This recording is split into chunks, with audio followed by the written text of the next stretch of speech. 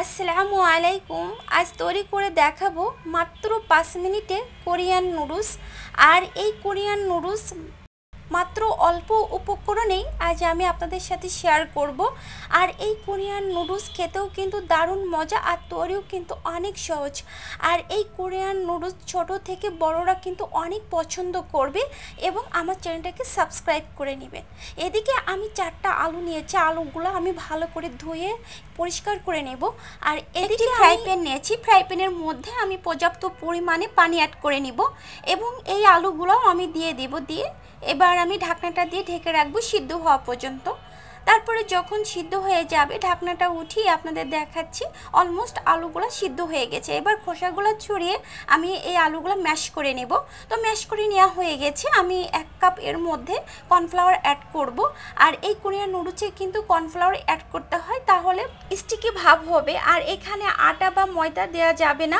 আমি এভাবে হাতটা দিয়ে ভালো করে মধ্যে আমি এখানে একটু গরম পানি অ্যাড করব, এর কারণে যে আলু এবং কর্নফ্লাওয়ার যাতে অ্যাডজাস্ট হয়ে যায়, এবং স্বাদ মতো লবণও অ্যাড করে নিলাম। নিয়ে এবার আমি হাতটা দিয়ে ভালো করে এভাবে মধ্যে নিয়ে একটি ডো তৈরি করে নেব। ডোটা কিন্তু বেশি সফটও হয় না এবং বেশি শক্তও হয় না, যে এরকম হয়েছে। এইবার আমি একটু হাতের সাহায্যে রোল করে আমি এইভাবে পিস পিস করে কেটে নিচ্ছি। তো এখনও যারা আমার চ্যানেলটাকে সাবস্ক্রাইব করেন নাই তারা অবশ্যই আমার চ্যানেলটাকে সাবস্ক্রাইব করে নেবেন এবং পাশে থাকা ছোট্ট বেল বাটনটি ক্লিক করে নেবেন। এতে করে আমি যখন কোনো ভিডিও আপলোড করব সাথে সাথে আপনাদের কাছে নোটিফিকেশন পৌঁছে যাবে। তো আমি এইভাবে রোল মতো করে নিয়েছি আর নুডলসের এই শেপটা আমি দিয়েছি, দেখেন এরকম। আর এর চেয়ে কিন্তু বেশি আমি চিকন করব না বা মোটাও করব না, এই যে এরকম আমি সব নুডলসগুলো তৈরি করে নিয়েছি। তো এদিকে একটি ফ্রাই প্যান নিয়েছি, ফ্রাই প্যানের মধ্যে পর্যাপ্ত পরিমাণ পানি অ্যাড করে আগের থেকে পানিটা ফুটিয়ে রেখেছিলাম। এবার এই ফুটান্ত গরম পানির মধ্যে আমি এই নুডলসগুলো দিয়ে দিব। 2 থেকে 3 মিনিট, এর থেকে বেশি রাখার কোনো দরকার নাই। এবার আমি একটু নেড়ে চেড়ে আলতো হাতে এবার একটি স্ট্যানারের সাহায্যে আমি তুলে নেব। আর এই নুডলসটা দেখতেও যেমন সুন্দর, খেতে কিন্তু তার চেয়েও দারুণ মজা। আপনারা বাসায় একবার হলেও ট্রাই করবেন। এবার আমি চুলাটা অফ করে আমি একটি স্ট্যানারের সাহায্যে নুডলসগুলো তুলে আমি এরকম আইস যে পানি এর মধ্যে দিয়ে দিব।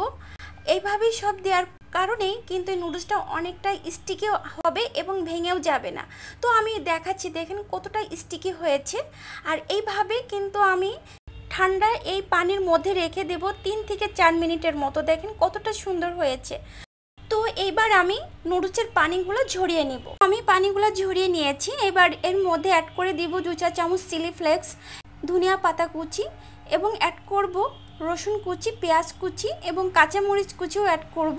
এখানে অ্যাড করব তিল এবং অ্যাড করে দিব এইখানে ফিশ সস। আর এই ফিশ সস দেওয়ার কারণেই কিন্তু চাইনিজ খাবারের টেস্টটা দ্বিগুণ বেড়ে যায়।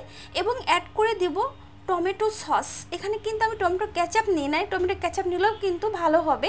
এবং অ্যাড করে দিব এইখানে ফুটান্ত গরম যে তেল, এটা আমি দিয়ে দিলাম, যেহেতু কোরিয়ানরা কিন্তু গরম তেলটা ইউজ করে এর কারণে। আর এখানে আমি লেবুর রসটাও অ্যাড করে নিলাম। এবার আমি ভালো করে সব উপকরণগুলো মিশিয়ে নিব। তো আমার ভিডিওটি ভালো লাগলে অবশ্যই সবার সাথে শেয়ার করবেন এবং আমার চ্যানেলটাকে সাবস্ক্রাইব করে নেবেন। আর কোরিয়ান নুডলস কেমন হলো অবশ্যই আমাকে কমেন্ট বক্সে জানাতে কিন্তু ভুলবেন না। আর এই রকম কোরিয়ান নুডলস তৈরি করে যদি বাচ্চাদের টিফিনে দেন তাহলে বাচ্চারা কিন্তু খুবই পছন্দ করবে এবং বড়রাও কিন্তু খুবই পছন্দ করবে। তো আজ এ পর্যন্তই, আবারও কোনো নতুন নতুন ভিডিও নিয়ে আমি আপনাদের মাঝে হাজির হব। সে পর্যন্ত সবাই ভালো থাকবেন এবং সবার জন্য দোয়া রইল। আল্লাহ হাফেজ। আসসালামু আলাইকুম।